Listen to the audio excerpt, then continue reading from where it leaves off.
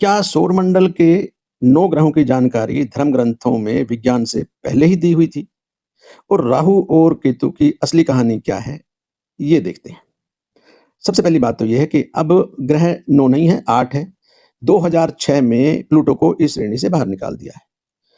एक ग्रह होने की वैसे तो कई सारी शर्तें होती हैं, लेकिन प्रमुख शर्त ये है कि वो सूरज के चक्कर लगाता हो।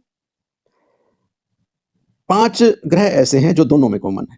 आप मंगलवार से लेकर के और शनिवार तक चले जाइए, ये दोनों में कॉमन है।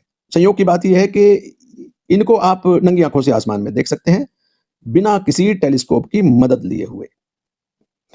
विज्ञान के अनुसार जो 4 एक्स्ट्रा है, वो है एक हमारी धरती, यूरेनस, नेपच्यून और प्लूटो। और धर्म ग्रंथ जो 4 एक्स्ट्रा बताते हैं, वो है सूरज, चाँद और राहु और केतु। राहु और केतु की कहानी क्या है? जब समुद्र मंथन के बाद में अमृत निकाला गया, तो देवताओं के बीच में भेष बदल करके एक राक्षस भी पहुंच गया। चांद और सूरज ने उसकी चुगली भगवान विष्णु को कर दी। भगवान विष्णु ने अपने चक्र से उसकी गर्दन काट दी। अब जो सर था वो राहु हो गया और जो धड़ था वो केतु। और ये सूरज और चांद को बार बार निगलने लगे, परमानेंट उनकी दुश्मनी हो गई। इस प्रकार का वर्णन सभी धर्म ग्रंथों में जगह जगह मिल जाता है।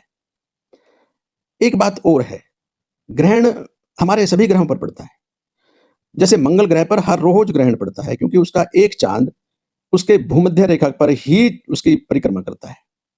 उसी प्रकार से जो हमारा चांद है, उस पर भी ग्रहण पड़ता है, और ये 1-2 मिनट का नहीं होता, ये कई-कई घंटों का होता है, क्योंकि धरती का साइज़ बड़ा है, उसकी छाया बड़ी है, तो ये कई घंटों का ग्रहण होता है।